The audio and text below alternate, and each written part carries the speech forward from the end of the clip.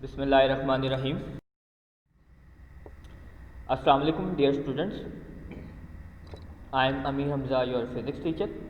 Hope you are all fine at your home.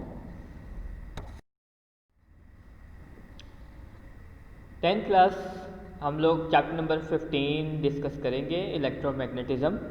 Chapter number 14 आपका जो है वो ऑलमोस्ट फिनिश था, तो उसका आपने रिवीजन और उसकी प्रैक्टिस आपने जो है वो कर लेनी है, ठीक है। Now moving to our first lecture, introduction. सबसे पहले आपको पता होना चाहिए कि इलेक्ट्रोमैग्नेटिज़म जो है इसका मतलब क्या होता है। इलेक्ट्रोमैग्नेटिज़म ये फिज़िक्स की एक ब्रांच है और आपने पढ़ा होगा 9th क्लास में कि इलेक्ट्रोमैग्नेटिज़म जो है इन्होंने दो टाइप्स में, दो हिस्सों में इसकी डेफिनेशन को डिवाइड किया। पहली डेफिनेशन इन्होंने कहा कि जो रेस्ट के ऊपर चार्जेस होते हैं उनकी स्टडी को हम इलेक्ट्रिसिटी कहते हैं, और जो मैग्नेटिज़म है वो उन चार्जेस की मूवमेंट की वजह से जो मैग्नेटिक करंट प्रोड्यूस होता है, जो मैग्नेटिक फील्ड प्रोड्यूस होती है, उसको मैग्नेटिज़म कहा जाता है, जिसकी वजह से इसका नाम इलेक्ट्रोमैग्नेटिज़म बन गया। अब according to your lesson, according to your chapter electromagnetism, the study of magnetic effects of current, the use of electromagnetism in the different fields of science and technology is very wide. Motors and electric meters are based on the effect of electromagnetism produced by the electric current in the wires.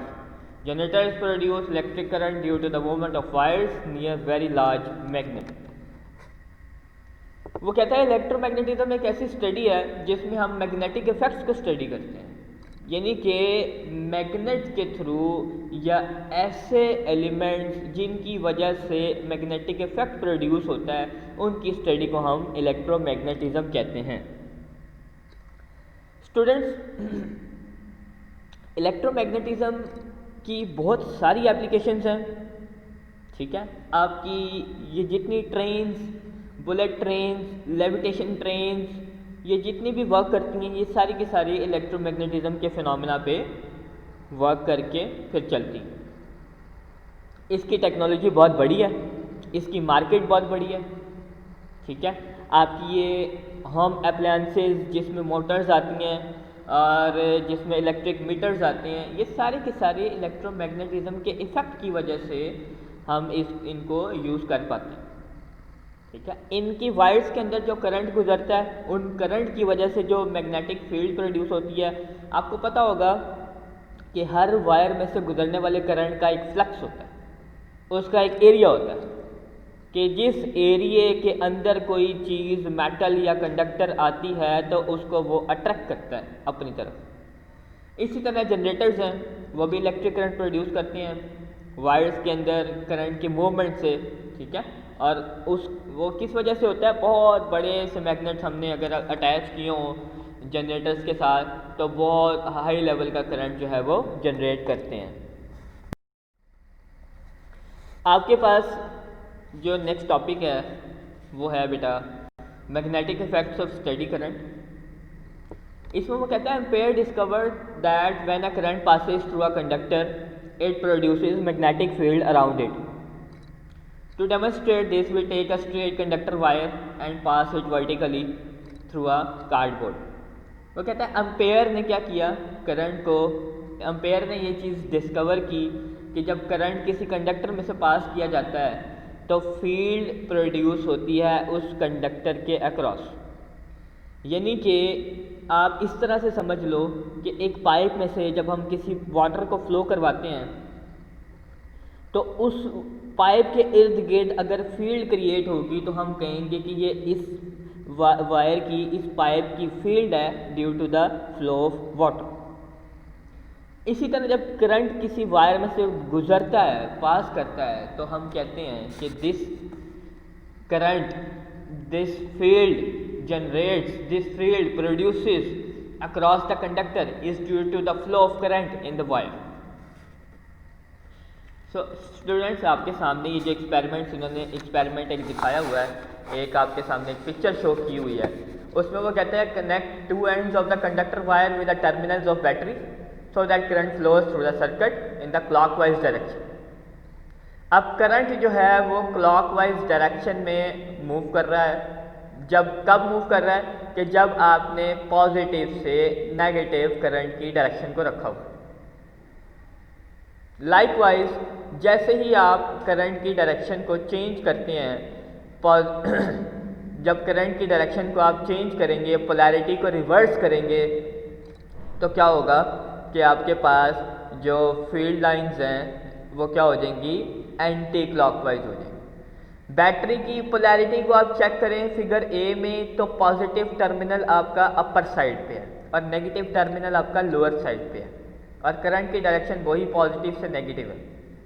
ठीक है, इस वजह से यहाँ पे electric field जो है वो जनरेट हो रही है, वो क्लॉकवाइज डायरेक्शन में हो रही है।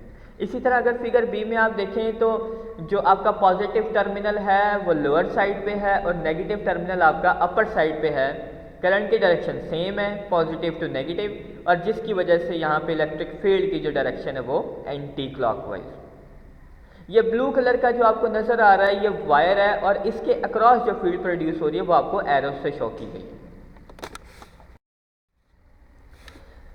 तो बेटा वो कहता है कि if we reverse the direction of current by reverting the terminals of the battery then the compass needle also reverses this direction. Now the magnetic field lines will align the anticlockwise direction. वो कहता है जैसे आपको मैंने बताया कि magnetic field lines जो है वो ऑपोजिट डायरेक्शन में इंड्यूस हो जाएगी। ठीक है, due to the change of polarity. Battery की पोलैरिटी को क्या करें आप, पॉजिटिव को ऊपर ले जाएं, नेगेटिव को नीचे कर दें, तो इसकी पोलैरिटी में जब आप फ़र्क डालेंगे बैटरी को तो फिर इसी तरह इसकी फील्ड लाइन पे भी असर पड़ेगा। Magnetic field produced is stronger near the current carrying conductor and weaker farther away. It's obvious कि जब आप कंडक्टर के करीब होंगे तो वहाँ फील्ड स्ट्रॉन्ग होगी, और जब आप कंडक्टर के दूर होंगे तो वहाँ फील्ड वीक होगी। इससे आप एग्जाम्पलरी से आप ये चीज़ महसूस कर सकते हैं कि जैसे आप हीटर के करीब बैठे हों तो आपको ज़्यादा हीट महसूस होगी, और जब आप हीटर से दूर हों तो आपको कम हीट महसूस होगी। यानी करीब करीब का एरिया, नियर का एरिया, वहाँ पे फील्ड लाइंस क्या होती हैं, वहाँ पे स्ट्रेंथ क्या होती है, स्ट्रॉन्ग होती है, और इसी तरह जो दूर का एरिया होता है वहाँ स्ट्रेंथ क्या होती है, वीक होती है।